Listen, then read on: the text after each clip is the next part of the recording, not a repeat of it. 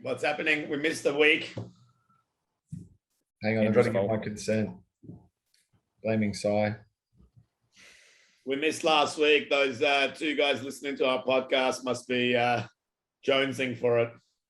Hang on. What? Two?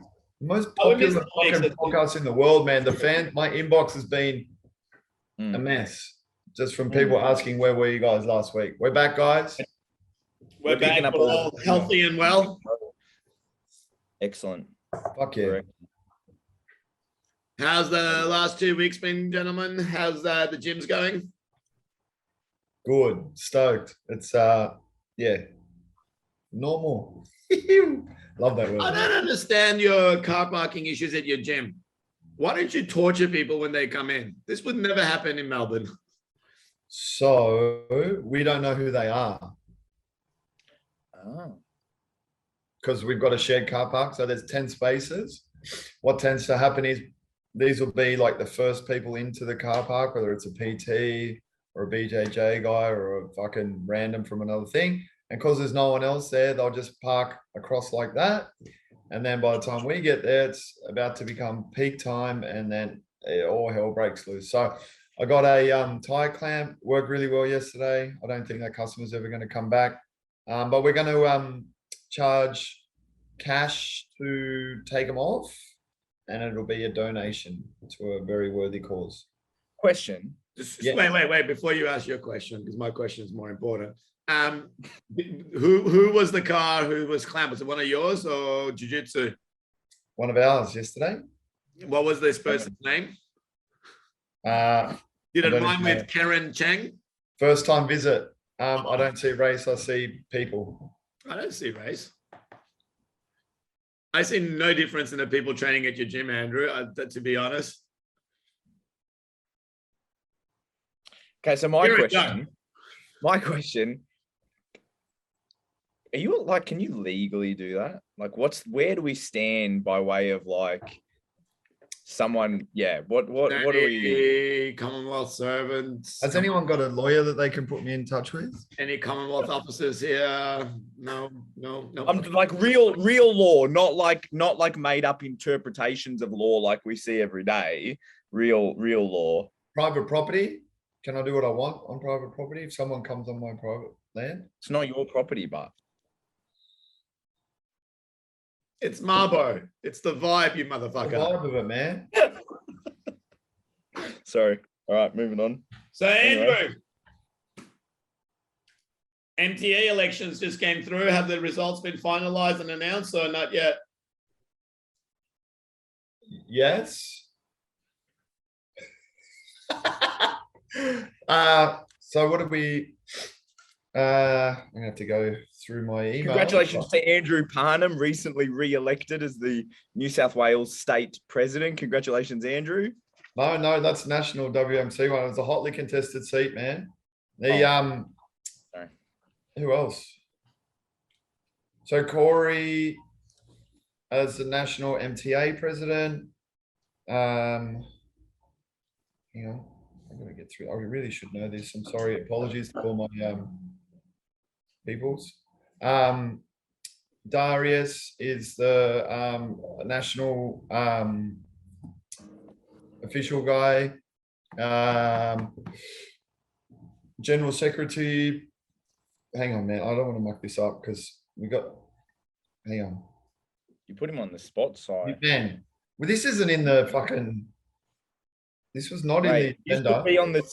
This would be on the 6 o'clock news if this was official. You're absolutely just falling apart. MTA President Corey Implements from Northern Territory, General Secretary Abby Nelson from WA, Director of Officials Darius Douche, Promotion Director WMC Pres me, IFMA Manager and Head Coach Leon Spain, Athletes Commission Yolanda Schmidt, Youth Commission Anthony Manning, and Female Commission Sharon Holf. Yeah, good mix of people. To be quite honest, at a national level, most of the stuff happens at a state level. So they're like the overarching overlords, and the states are self-managed. So I think the states are doing a pretty good job at the moment, which is cool. So with you're the WMC president, and then there's Corey, who's the MTA president. What's now the differentiation between roles? Because before, when we sanctioned the WMC show, basically we went through the MTA to do it. Is that still the case, or what happens now? Yeah, one world, one Muay Thai type of stuff. But basically the MTA, so WMC has now been like kind of brought back again as a brand for shows and like pro-am shows, as you'd see as a whole. Is that nationally or internationally? Nationally, at an international level, I'm not quite sure what they're doing, but nationally, that's the way we're going now. So all the states, whenever you have a show, it's a WMC show. MTA itself is more about the development aspect of it. So whether it's developing officials, development days, junior events, and tournaments and whatnot. So then that's when it starts to go into the MTA stuff. The couple of really good like milestones I think we've hit is that now officials can officially go and work on other events and other sanctioning bodies, which is really cool. I think that's a big step forward, and it also helps us, or helps everybody else as well. So if we can use our officials on other events and they're trained well, then that means Muay Thai benefits as well.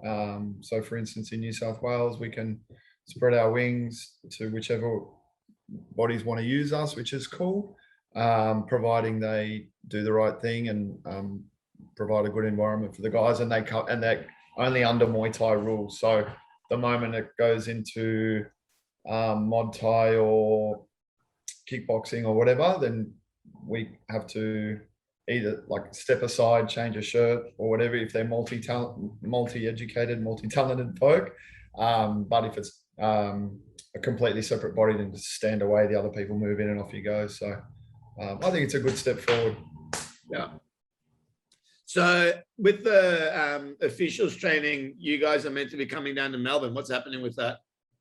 Been a bit of a delay. So I was hoping to get up there for the weekend, but the communication is a bit slow between all of us and it's just too quick. So there's a chance it's going to happen on Rebellion weekend, but I'm going to be pretty busy that weekend, man, to be quite honest. So I'm not quite sure how that's going to play out.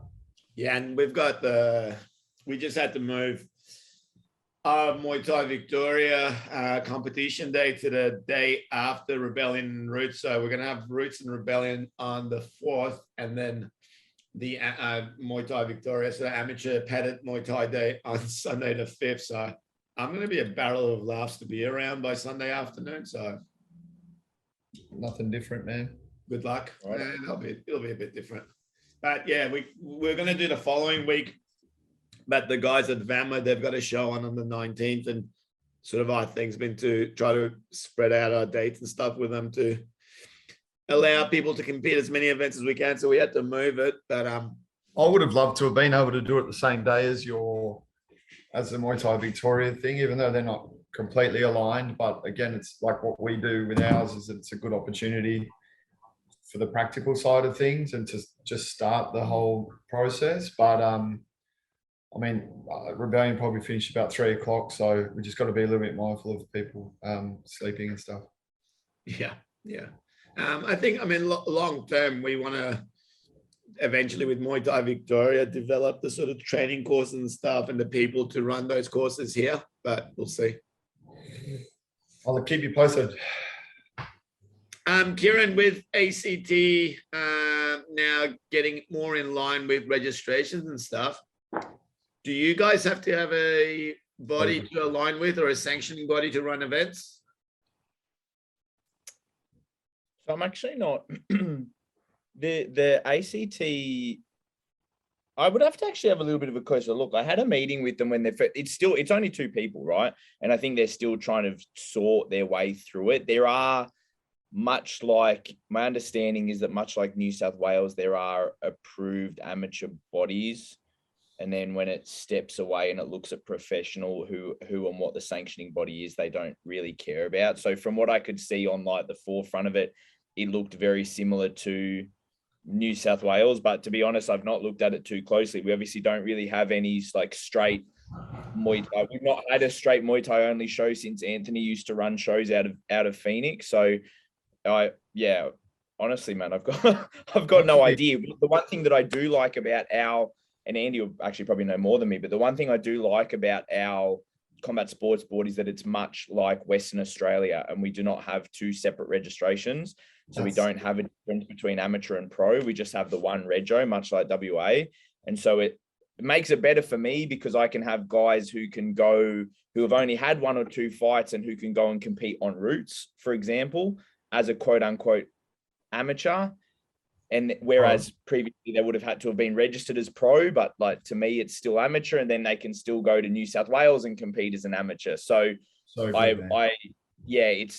it's such a better system, and I would absolutely love for all the other states to I think it could only make it better if all the other states just followed suit and just went, one rego, boom, it's based off of class system or number of fights or what have you, man, that would be amazing.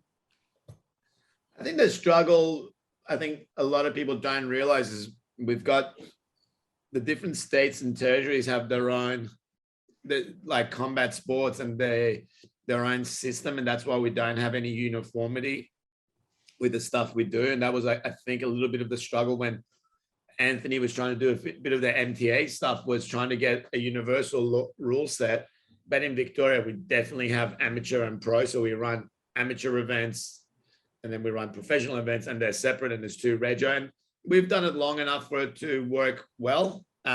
Once you don't want to fight padded, you don't do it and you turn pro. That's not entirely true though either though, man. Like we've got that as well, but you guys just weren't fighting as amateurs, right? In inverted commas. You could theoretically, if you go to Melbourne with one fight and you're a pro, like you're ready to go on routes, for example, right? Like, and then that's where But because we haven't had a deep amateur system here, like the boxing, we've got, you can fight boxing Victoria, you can have 30, 40 fights of amateurs there, and then you become a professional. Same. You wouldn't come to Melbourne with no boxing history and fight a pro in Victoria. You probably will because I'll pay you, but the guy that's going to turn pro in Victorian boxing's probably got a decent amateur background and then turn professional. Whereas what was happening before was we were getting guys who've never been in the ring. They've done maybe like an interclub, and then they become registered professionals. They put it on their Instagram that they're a professional fighter.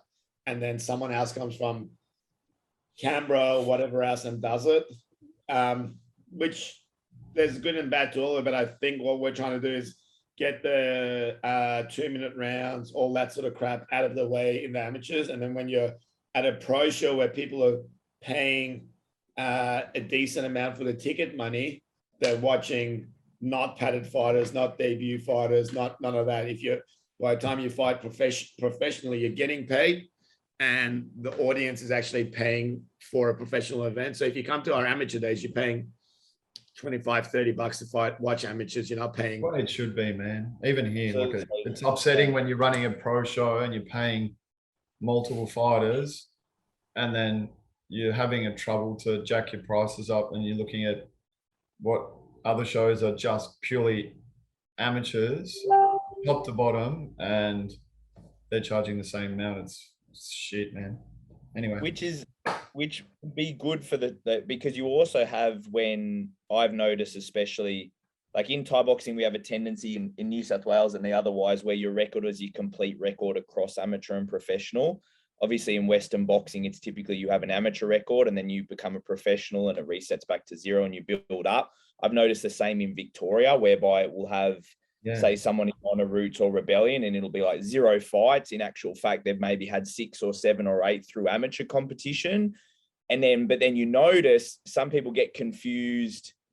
Even I do sometimes if I say someone like to you, Si, with Rebellion, and I'll give the full record instead of the amateur record. And that we've been called out. How many fights are now? First timer or 3 fights. And then you go and have a look at them and you find out that they've had 10 VAMA fights. Like, well, VAMA fights are literally fights, they're proper. And that's fights. the thing for amateurs, for debut or guys with 1 or 2 pro fights, they should disclose their amateur background, because there's a bit of a difference when you're matching two first timers, and one of them's never fought and one of them's had 28 amateur fights. That should be disclosed. But once they've had a few professional fights, you should be able to just go off their pro record. But as a novice, you got to be fairly honest with people and say, hey, this guy's having his first one, but it was really bizarre. There was a period on Roots where I was getting people who've had like 6 or 7 amateur VAMA fights, and then they were coming in and fighting guys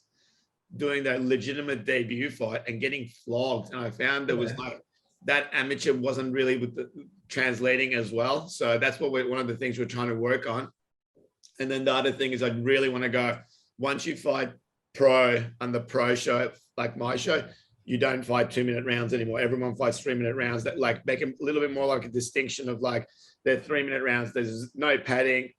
Obviously, there's no such thing as Muay anymore in the civilized world. And that's it.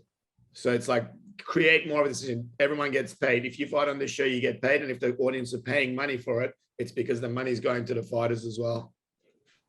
It starts to get confusing when you've got like VAMA amateur, which is like New South Wales Development Day, and then you've got New South Wales amateur, which is probably higher than like VAMA amateur. Like you see the skill levels and the terms used, it's so chopped and changed.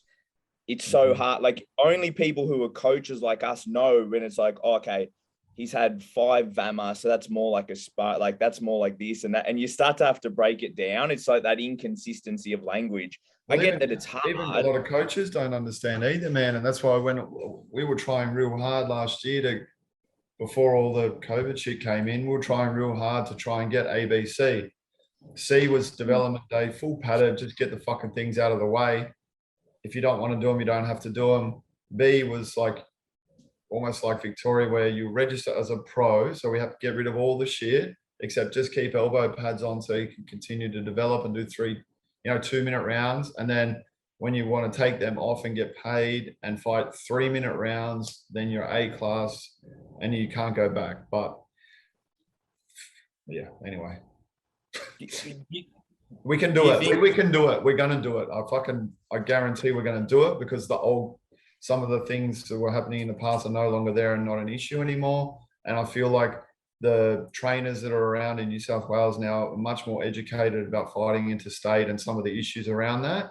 So I feel like, the true fighter gyms now in New South Wales are keen to kind of get that happening when things open up. And I've turned guys pro for Roots, and they're legitimately only having like their second fight. Me and you, Kieran, had Reese and literally have their very first fight under the Sessions banner. And I think that's the best way for New South Wales anyway, for us to be able to open doors and go and fight in the state and benefit from it, But you start to see then the biggest, like the elephant in the room is obviously Queensland, in that where there is no regulation whatsoever. So you can, which is Queensland to me is an argument for regulation, because you see fights like just 10 or 8 ounce gloves, and it's like fucking like they're swimming freestyle in a 50-meter pool. It's just wild. Yeah. And there's nothing to it. And that would be, though some of those fights, it's not wrong that they've fought, but would be better as a platform like a development day. You're like, I don't understand why these guys are fighting in 10 ounce gloves and no gear when they're probably at the standard of like a VAMA amateur show. So how do we up there, man? I just feel like you've just got to kind of work around what happens up there and let them do what they want to do up there. And because it's just such a different environment, and I don't think it can be managed unless it's something like either a government body or a super strong figurehead. I just don't think it's going to happen, So I mean, one of the things that does happen there to an extent, and obviously there's a lot of exceptions, is you do have genuinely legitimate, the big shows like Paul's show, Adam when he did his show. I think Malcolm Maxwell's going to do a really good show next year. Those guys will almost, as a way to protect their brand and the style of the show, will enforce those things themselves. But you're always going to get others who are just going to put whatever on, put 68 titles on, and that's it. Yeah, but that's where you need regulation. Yeah. That's where the argument for as bad as it can be in some instances, it's where it's a point that it's like, I think people need to stop hating on regulation and appreciate that it can be a very good thing and help. But you're essentially a communist, so I don't know what we're talking about. You just want big government. Yeah, well, I got inspired whenever I FaceTime with you at home, Sign. I see that picture hanging in your living room. Shout out to my overlords. Did you guys probably going to get hanged? I went to Shenzhen once when I was a kid. I was watching the Tim Zoo broadcast last night, and that Irish boxer Hogan, he won his fight. There's going to be people who are going to fucking hate me saying this, but he does his interview. He's an Irish bloke living and training in Australia, I think. And his finishing sentence on his interview is, "Let's go, Brendan," which is the fuck Joe Biden thing. I was like, why do we care? I don't care. I don't care. I prefer worrying about my China brothers and sisters and fucking those cunts over. Oh, anyway. So big announcement in the box in the Muay Thai world that doesn't pertain to Muay Thai directly. So we were arming and eyeing and dragging, and we're talking about River potentially fighting one of you guys' guys. Fuck, that's a hard sentence to finish. Guys kept going, oh, lock it in. Well, we couldn't because he was in negotiations for a big fight, which got announced. So he's fighting under Gallen, other rugby player undercard. He's fighting Sparks, who in his last fight went up 2 weight divisions and fought Tim Zoo. So big shout out to River after his last win against Hunter Ione. He's got a chance to really show what he's got. But it was very interesting when they announced the fight on the Boxing Australia Instagram. People are going, oh, they've given this guy an absolute numpty. They brought over a Muay Thai guy. Why don't they bring a boxer? I'm like, yeah, hold your horses. It's not your normal Muay Thai guy. Yeah, I agree. It's going to be a different story for River though. Like being used to being like the man, I guess, in his current situation, and then when it goes to being, they're probably not even going to talk about him at all, except for like what usually happens in the boxing circle. So good opportunity for him to potentially shock a few people, turn a few heads, but it's going to be a really different world for him, I reckon. Sorry, Matt Lucas tried to FaceTime me, so I'm just going to do this so he knows what we're doing. I was trying to get him on today. Well, he wasn't there for my last comment, so thank you. Sorry. It's good for, we know what it's good to see a Muay Thai fighter who should be, being paid more than what he is making, as we all know how wages are. And I think it's good for an opportunity like that, probably gives him the payday that he finally deserved as well. Whilst we don't know, we don't know the payday exactly, but he's clearly going to get paid more than he ever has. Well, and it is it's what we'd like to be paying those guys in exactly. But again, they'll be probably fighting in front of 10,000 people on main event TV and not on 1,000 people. So that's and even still, you've got things like Jacinta Austin last night on that Zoo undercard who fought Diandra on Roots. Yep. And had some MMA fights and has been around like the New South Wales kickboxing scene. That was by far the biggest opportunity and platform she probably ever would have had. Oh, look at Trent Gurdon, man. My boy. Fucking A. That's twice. And we had his fight on at the gym last night, and when he won, it was like stoked. The 8 count was a bit, I don't know about that, but love seeing that guy succeeding. That's twice now that they've wrote him off and he's come fucking towed him up. Awesome. those boys, the guy he fought, I think they're from final round gym. I think from New South Wales. There's a couple of Sudanese guys. They brought him out to Victoria on Hish's show last year. I want to say the last show of last year. And I don't think people had done their research. And those boys came here and put on absolute boxing clinics on a couple of the local Victorians. So the guy that Trent fought last night, like that wasn't an easy task. Like he was going in, I think, as the underdog, and good on him. Showed what he's got. Yep. And final round's been around for a while in New South Wales. I mean, they used to train. Who was the Thai that they had out at the gym back in the day, Andy? They had a couple of sit-on pin-on guys, I think. But yeah. Yeah, they're a really good bunch of guys, actually. They've helped us with our boxing matchups in the past as well. So, yeah. But last night, yeah, it's just one of those ones, which, you know what, it's good. It's not necessarily good for the person that has the L on their boxing record who's trying to climb the thing, but on the whole, it's just good to see an evenly matched fight, which could go either way. And Jacinta and Trent did the same thing. So, and it was good to watch it in Russian and watch Kostazu commenting the whole thing, trying my best to understand Russian. You guys don't speak Russian in Georgia? Georgia, it's a little bit different. Yeah, of course. If you're Georgian, you'd know. Yeah, for sure. Georgia. Speaking of underdogs, Yusuf lost. Liam Nolan. Ooh. Big dogs getting bigger. Did any of us see the fight? Negative.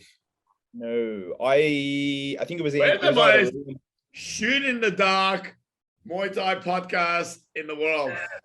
Well, look, I did see Andy Howson's Instagram story, and he said that Liam put on a clinic. So if we're going to go on third-hand information, Andy said Liam put on a clinic and that it was a split decision, and no idea how it was a split decision. Was it in the UK, or was it in like Belgium or? Boys, hold on. I got a surprise. It's not even a surprise. All right. We're going to have to talk real slowly now. Okay. Oh. Hey, is this I saw this guy on TV on the weekend. Midway guest. Oh, shit. Look at that. Look at that. Lucas. That's looking man this side of the Mekong. That's like me. How you doing? Yeah, I'm good. Things are busy here in Thailand and picking up, so that is very good. Hey, you know what's the Swedish girl at Fairtex? Yeah, Smilla. She should come and fight Diandra next year on Rebellion. What do you reckon? I think that is a very good idea. Yeah, cool. I know that's who Diandra wants to fight, so yeah, I think that'd be a sick fight. Matt already commented that on one of our YouTube pages from Fairtex's own YouTube account. So he's already matchmade that one for you, man. He's already got that one out of the way. Well done. Matt can take credit for that one. It's subliminal messaging. Saw Matt on TV on the weekend, man. He's fucking good to see your head on telly. To catch a predator. What's up? Doing that? Yeah, it was the entertainment shows are going on here in Thailand now. So I went down to Phuket this weekend to corner a couple of Fairtex fighters for Muay Hardcore. It's a entertainment show with the small gloves. The boy Aaron Zakan, he did okay, American. And the girl Tai Nan Lei, she trains with Johnsonon, or was training with Johnsonon, but is here long term. She did pretty good. So not fight. Yeah. Hey, Matt, a couple of weeks ago, they had a WBC world title fight at one of the training rings at Fairtex.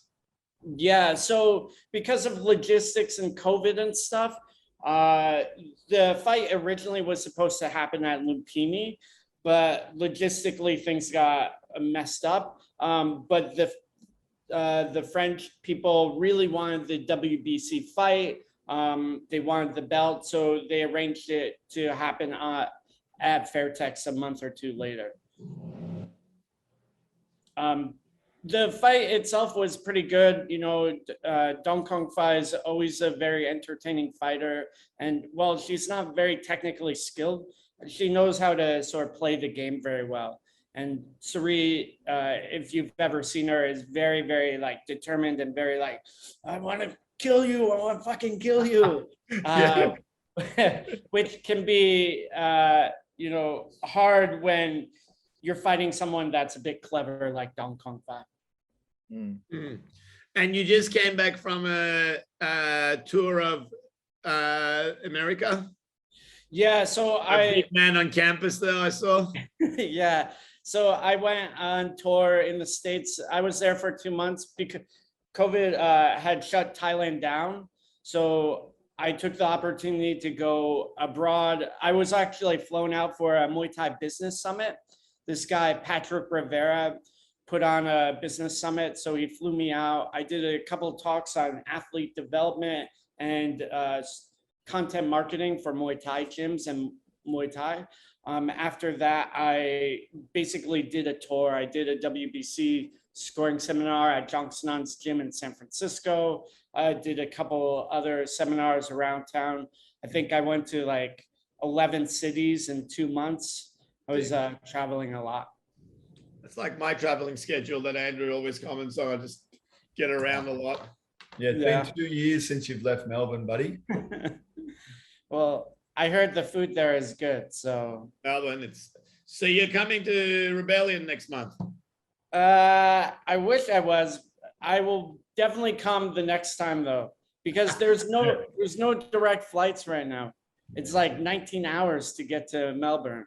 You're learning well. You're learning well from Sai about how to deflect like a travel situation. But a big shout out, thank you, Matt. I had a little wager on you and your return between me and Joe Comerford. So you won me a bit of money, man. Appreciate that. Yeah, of course. Anything to help out, our local gym owners. How's when was the last time you were back home in the States before this visit? Maybe 2 years. I was flown out for another business meeting maybe 2 years ago, but I was only there for 1 week. And before that, I don't really go to the States that much, basically. Maybe. How are you finding it? What you notice like this time compared to the last time you were there with the Muay Thai scene and community? Like for us, American Muay Thai is a bit like hit and miss. Like there's obviously a couple of well-known fighters and gyms and stuff that we look at and go, we can kind of relate to how they train, they're fighting, all that stuff. And then there's other things that were like, kind of, I guess it feels like what Muay Thai in some parts of Australia was 15, 20, 25 years ago. Yeah, I would actually agree with that. I think, the development in the States is very slow. One of the things that has helped Australia particularly is that there's been people that have come over here to Thailand long term. Parnam has been out here, Samoy for a long time. And then you have the guys in Perth, John Wayne Parr. Other people have been out here long term and then gone back.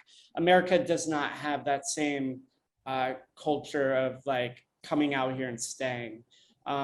That's changing slowly as more Americans are coming over, but it's still not as developed. That said, there is a lot of enthusiasm for the sport out there and people spend a lot of money on it. People will drive 30 minutes to go to a gym and pay $200 a month. If you are not sure about the conversion, that is a lot of Vegemite. It's 1.5 million Australian dollars, I think, at the current exchange rate. Yeah, that sounds about right. That's definitely a lot of kangaroo feed. Yeah. But there's not a lot of shows. The fighters are not very experienced. Technically, they're okay, and there are some good trainers, but without the experience, without the promotions, I think the sport is sort of held back a bit. Yeah, I'm curious about that side of things. Sorry, Si. Is it like so on the West Coast? I went out there as well, and there's some good gyms around, and then there's been some good ties out, and then in Vegas you've had a few ties over there, and even in New York too, from what I hear. Do you put the lack of depth down to either the trainers not wanting to really get involved in a fight scene, or the fact that it's so far to travel between the different areas, or what do you kind of put it down to? Like, I just would have thought that there'd be like a West Coast scene and then bang, all those guys get involved, and then, or is it just too patchy? Yeah, it's a bit too patchy. I mean, there's major infrastructure problems with the states. So for instance, in California, you have a very restrictive athletic commission, which is not the same as it's Queensland that is laissez-faire and anything goes. Whereas in certain states in Australia, you have like more restrictions. So, the restrictions in the different states hold the development back. Also the travel. I don't know if you know, there's a guy in Victoria, his name is Daniel Andrews, and he stopped people fighting full Muay Thai for a lot of years. Mm-hmm. He really just enforced that everyone had to fight padded Muay Thai. Do you know who Dan Andrews is? I do not. Okay, he's like the premier of Victoria. He's probably the most equal hated and loved man in Victoria. They blame him for everything. So sorry. Sorry, we're talking, man. We're talking about real stuff. We're not talking about anything real. Keep going. Fucking hell. Yeah, but so there's all the problems with the commissions, and then there's the travel logistics. America is a big city or a big country, so going from one side to the other is about the same as going from Melbourne to Perth. It's like 6 hours. Okay. So that causes problem. But I think the real big problem is there's not the community hasn't developed enough, because I think people haven't come out here to Thailand long term. People haven't made it their career. It's just not the same roots as in other countries. Like you look at England, which has a thriving scene. They've had a lot of people come back and forth. The same with France, and again Australia. And you need that in order to develop the sport. Does Muay Thai find it difficult trying to find its place amongst the popularity of MMA and boxing in America? Obviously in the US, like when you think combat sports, you think the UFC and every MMA organization under it. And then obviously America has such a rich history in boxing. Does Muay Thai just find it hard to find its place amongst that? I do think that is an issue as well. It's always a double-edged sword. Some people are like, MMA has helped the popularity of Muay Thai. It also has diluted it. So you get, gyms that are MMA gyms with, a shitty Muay Thai program, or a Muay Thai gym with a shitty MMA program. And it's something that sort of has to happen. And also the cultures of Muay Thai and MMA are very different. In the States, it's, basically meathead bros, and I didn't like it. That's why I got into Muay Thai. Yeah. You mentioned that you did the WBC coaching course over the scoring course over there. Kieran's still involved with the WBC here, so he can correct me if I'm wrong. One of the things that I had an issue with when we initially got into WBC was they had a couple of unique rules that were not like kosher, as well as we were concerned with Muay Thai about like downward elbows and, elbows where the target area and stuff is. And then I got told that a bit of that got changed, but they said that in America, that stuff's still going to be maintained where you can't elbow down, stuff like that. Is that true, or is that state by state, or is that an overall, do you know if it's an overall governance thing? Yeah, again, it's a state by state thing, which is one of the reasons why it's difficult to have a sort of a global rule set or a nationwide rule set. Each state has its own commission, and some states are assholes and some states are okay. Same here. Yeah. Yeah, I think from the outside, what I've noticed with, like, I remember when we were growing up doing, there was a guy here, John Will, shoot fighting, and like people used to always say, I remember as a kid saying they've Americanized martial arts, which their definition of it was coming up with a syllabus and having things, and then having like set combos. And it's Sarun, what's his name, the Muay Thai guy they have a lot in, not Sarun. There's a guy who runs the Thai Boxing Association. So John series. Yeah. And I've seen a few gyms like in the social media videos, they've got like, this is combo number 1. It's inside low kick, right hand, left hook, right kick. This is combo number 2. It was like, it seems like really a lot of the gyms and stuff seem to have these like set programs that like we say Americanized, but like there's just like set moves and set pieces, and this is our combination number 9, which we don't really think about it here. Is that a thing? Is that something that exists? Yes and no. So there are gyms that do sort of the formulaic programs. It's basically the same as like doing Taekwondo katas. It's like 1, 2, kia, it's, but it is not super common. But, you still have a lot of that same structure, the sort of kata style with pad work. Okay, your kata of the day, the combination of the day is 1, 2, left kick, 1, 2, left kick, over and over. And, there's obviously some pros and cons to that as well. It makes things a bit more cookie cutter, but I don't think that athletes and students develop as well. And then guys like Jansenong and is Orono there? No. No, Rono isn't there. It's No. Jansenong. Nunxiam is there, Bunker, Ganyao, a handful of others as well. Koban. That's what I was thinking. Those guys are running gyms. Do they have a lot of fighters and stuff, or are they kind of running like hobby gyms?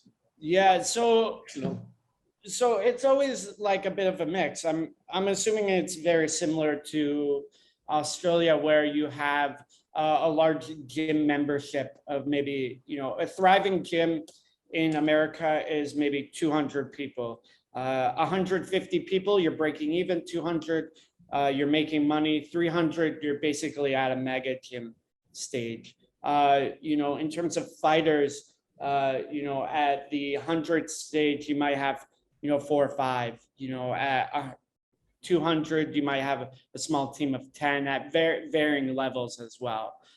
So there's not a lot of fighters, and sometimes the fighters end up being instructors and personal trainers out of the gym as well.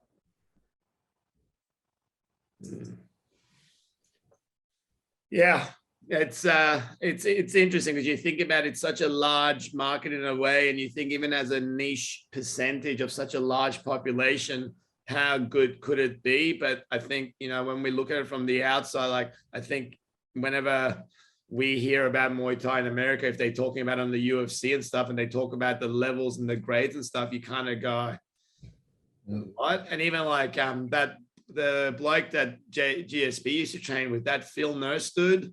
Oh, yeah. Like they consider him some like savant of Muay Thai, and maybe it's the stuff we see. We look at it sometimes and go, what the hell's going on there? And it's like, is that peak Muay Thai? I hope all the guys that are heading back now, and it looks pretty cool. Like the guys who have served their time over there are heading back now and starting gyms, and you can see some really cool stuff happening with what was the boy's name? Kingdom, who runs Kingdom? Yeah, Charles Johnson, TJ. Yeah, he's very good. Yeah, and then like other guys like that, and hopefully eventually like I don't know what his English name, the boy Hale, Jaleel Barnes. Yeah, Jaleel. Hopefully when those guys eventually get a little bit older and seasoned, and then want to, or if they want to go back home or not, and that can help things along that way. I mean, it'll be pretty bright, right? Yeah, I definitely agree. And to what Sai was saying, the MMA world is somewhat separate from Muay Thai. There is some crossover, and also as sort of a marketing strategy, some people, build themselves up as like super crews and, our John Supreme burrito, with extra, cottage cheese or sour cream or whatever. And it is, what's up? Extra bala. Yeah, extra blah, non blah. So, it's like a marketing strategy as well, where you're like, oh, address me as crew.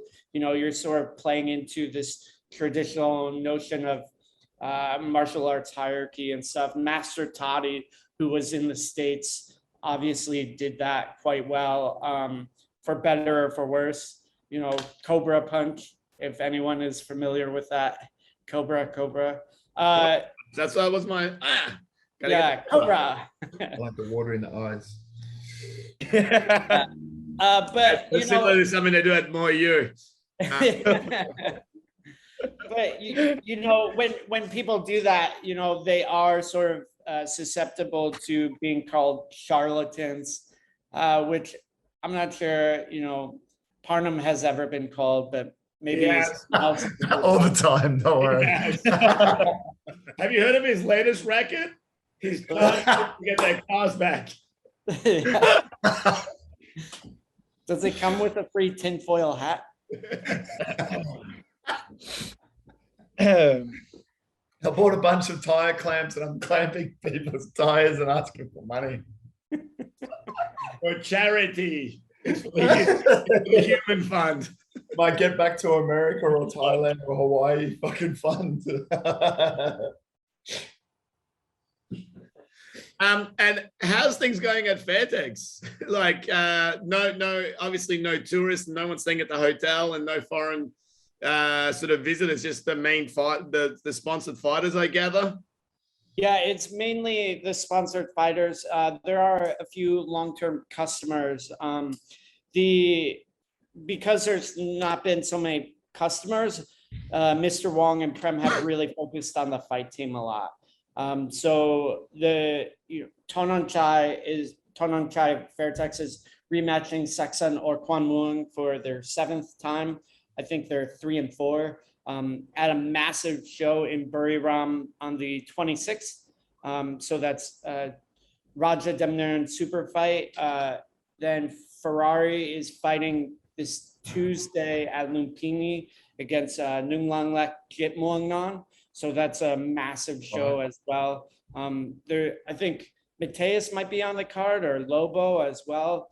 I forget who, but it's a stacked card. They're pushing Ferrari to, be more aggressive and go international as well. So maybe Smilla and Ferrari can take a trip to Australia sometime soon. Yeah. What's Ferrari at 63.5? Well, internationally. Yeah, I think he's mainly been fighting at pounds, so it's like 134. 35, yeah. Yeah, 135 or so. Yeah. 61. Yeah. 61. 61. Yeah, something like that. 61, 62. Interesting. Yeah. And do you stay in touch with much of the other gyms like Sitman Chai and stuff? How are they doing through all of this? Yeah, so I recently got to see Abigail. I do stay in touch with most gyms. I'm good friends with Leo. I saw from Phuket Fight Club. I saw him on Saturday at the show. Tim Fisher, a fellow Australian, talk to regularly. The community is small and you see people all the time. Obviously, COVID has not been nice to most of the gyms out here, but the general idea and hope is that when things lift, and it's looking like they are, the first quarter of next year, I think things are going to boom again. And next year is going to be a very strong year as people are able to travel internationally, are like, oh, I sat on my ass the last 2 years. I want to go and do this thing I've always been thinking about. Did Mr. Knock just recently have a fight? I don't think so. Tepnamit, right? Yeah. I thought Tepnamit fought, and I thought Mu fought as well. Yadkunpon Sitmanchai did recently fight. He fought at Super Champ or Muay Hardcore. He fought a American to a draw. I didn't see the fight, but he hasn't really been active in 2+ years. So this was a comeback fight for him. Yeah. Hmm. So, Matt, coming up in Australia, I know you're very excited about the local Australian scene. In December, we have Siam to Sydney. Andrew Parnham's got matched up a really good female fight between Yolanda and Diandra. It's the Ra-Ras. So that'll be a sick fight. What else have you got under there, Andrew? I've got Kim and Cruz Briggs, which is going to be a real good one. I'm actually supposed to go and train Kim now, but it's his first Aussie appearance. He's fought on some of the big shows like Top King and that back in their day, and fought Sanchai and Sangmani, and obviously didn't win, but he's fought some big names. So I find it always a real interesting challenge when people have fought overseas, whether it's Thailand or England or whatever, and then have to have their first fight back over here. It's really hard to get a gauge. And a guy like Cruz is, he's a good local boy, very strong. He's fought everyone here pretty much. Got heavy hands. He can fight southpaw or orthodox. Kim's a southpaw naturally, so it's going to be a really interesting fight, that one. And then on the undercard, we've got a few up and comers. Tuck, Sydney Thai. He's fought a close fight against Ibi a while back. He came back again and fought on 1774 and had a good win then. He's another one trying to get a bit of a gauge for level as far as Thais are concerned, because he fought when he was younger, obviously, come over as a chef or worked in restaurants and to study and whatnot. And then now, because he's training professionally, it's going to be interesting to see how he goes. He's fighting a guy from Mud Singh's gym called Michael Zelensky, which is a big step up for Michael, but it's hard to find fights for him being small. And then we got Oliver Hale versus Luke Taylor, and Oliver Hale's just loves to fight, that bloke, and just tries to punch on, whereas Luke, he's a natural middleweight, so he's going to be pretty big, whereas Ollie just doesn't like to cut weight, just likes to just jump in and punch on. He's a ranger, so God bless. Was Michael Zelensky at SRG before? No, he was Who was the French boy that I brought out from SRG, I think, and he fought Q? Yeah, he's I'm not sure if he went back to France or relocated, but he fought on our show and fought against Chris Newen, I think. Yeah, correct. Yeah, can't remember his name off the top of my head, but yeah. So anyway, and then we got another Muay matchup with Reese and Daniel Talker. So that's going to be good at 67 kegs. And then we got a couple of girls, Darla Tongsamouth and then Tracy, but she they fought before for the WMC strap for 5 rounds, but it's just hard to find fights for either of them at the moment, and they've just agreed they wanted to get in another fight before the end of the year. So we're giving them a 3-round fight just to stay active, and good on them actually. Like I feel like I'm speaking to Darren about the situation over in WA, that we spoke about it last week, in that everyone's fought each other and they're having trouble getting matches. So they're fighting again against each other, and they've kind of accepted the fact that they're going to have to give away weight, and they're understanding it a little bit more. And I kind of wish that would be a bit more of the case here, even with the up and comers here. So yeah, it'll be interesting times. We're lucky we're open to Victoria, to be honest, as well. So hopefully next year things change a bit. And the fights will be streamed, correct? Yes. Yep. We're going to stream. It's actually an outdoor show, which is going to be pretty fun. So just hope there's no. I just hope there's no issues with weather or not. But we got it under a tent, so we're just going to take the approach of the footy. If it rains, bring an umbrella. Sorry. Yeah. Well, I'll be sure to have my umbrella open if it rains over here in Pattaya or Bangkok. Yeah. That's right. Just remember, Next it's not always the rain. Sometimes it's the sun as well. Expert tip. Oh shit! Thanks, man. A big shout out to Daniel Tinker from Muay, who I know has already purchased his tickets to Rebellion December 4th. Good young man. Is that talk up by any chance? He means talk up, and Tinker's close enough, man. Is that the let it Melbourne slide. accent? Wait, what's his Look. name? Talk Fucking up. hell. Maybe it's the wrong guy then. No, it's definitely him. Anyway, Yeah, it's not at all. It's definitely him. But moving on. Tinker, Oh, 10th anniversary show, man. Tell they're us a little doing bit more. words. What's a doing word? Is that like a verb or an adverb? What is it? It's a doing word. Verb. Verb. Thank you. English is my second language, as I point out every week. What's your first one? Farsi. I've heard you try and speak that, and it's fucking not exactly Farsi. I Restaurant. know how to ask for an extra skewer of kubida at a Persian restaurant and get the good eggplant dish. It's pretty much all I Nice. need to know. There's a wrestler that comes and trains with us, does some boxing, comes to sparring and stuff, an Iranian guy. He's only been in Australia for 2 years. And he grossly overestimates my comprehension of the language. And then the other week I found out, unfortunately, he had a passing in his family, and I tried to say condolences, like in the technical word, and it was like, No. oh, Lord. You signed it. You signed-argued it. It was, I didn't deliberately go out of my way to insult them, so not quite. And then, December 4th, which Matt's going to come down for, 90 hour flight. You come, I'll pay for the flights. You come down. Oh yeah. You can bunk with Barnum. Ah, that sounds good. Does he Party have an time. extra? Does he have an extra tinfoil hat? I heard that. I might need that. Matt, we're past that stuff. Woo! Let's go, Melbourne. My YouTube account got a lot of like 2 to 3 unsubscribed, so we're like tippy-toeing around certain topics now. Next week. Oh my god, this is so good. Right.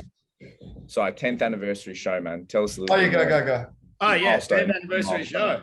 Unbelievable. 10 years flown in like that, especially the last 2 years. Feels like nothing's been done. But so December 4th, December 11th, 2011 was the first show. And then 10 years later, I would have loved to have been able to get a few more of the guys out and stuff from around Australia. I feel like a bit of a, big deal. There's been some shows that have been around for a bit longer, but we still like to make a thing about it.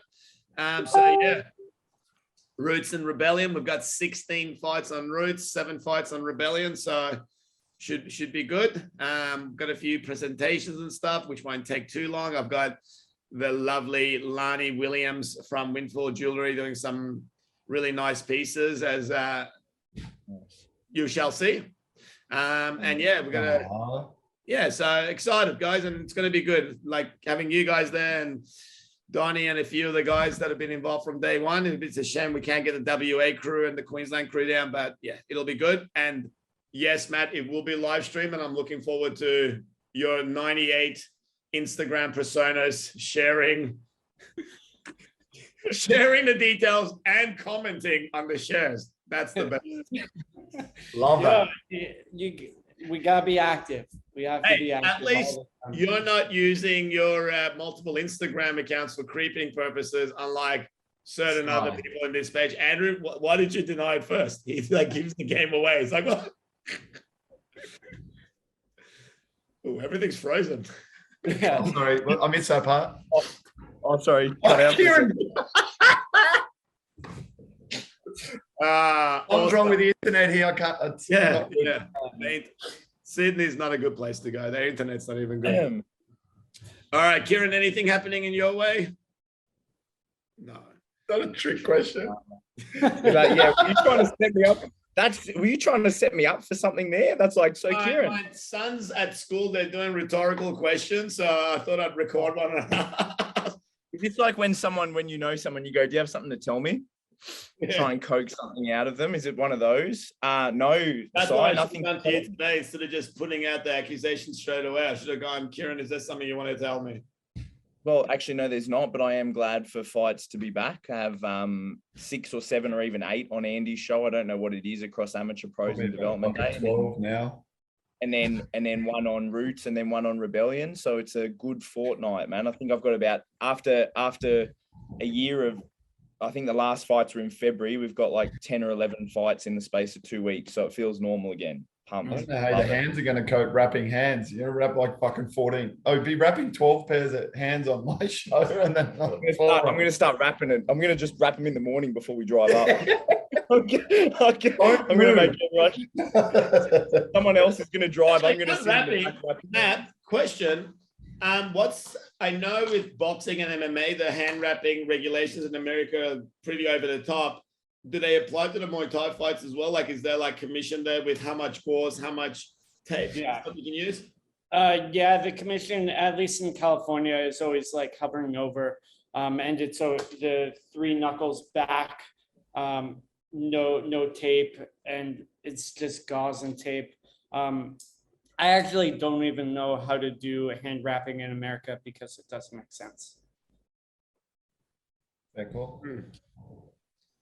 Yeah, the tape underneath and that 3 finger thing. I know, like I've heard him say like 1 inch back and blah blah blah. It's just, I'm like, are you wrapping the hands to protect the hands? Like, I understand you don't want them building up and bombing the knuckles, but some of that general hand protection stuff, I'm like,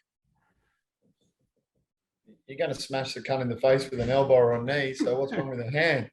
but that's like that bare knuckle boxing thing. They wear those weird wrap things that come up to here, and it's like, man, that's like what, you're just supporting the wrist so they can punch each other with no padding on. That's Well, America does have all the good ideas. yeah. I think that's going to be the most Aussie thing Matt's going to hear this week. You can just smash the cunt in the face with an elbow anyway. So that is by far the most I'm Aussie sorry. thing. Just put a crikey at the end of it and a Vegemite at the end of it. Sort of. That's tick. Oh man.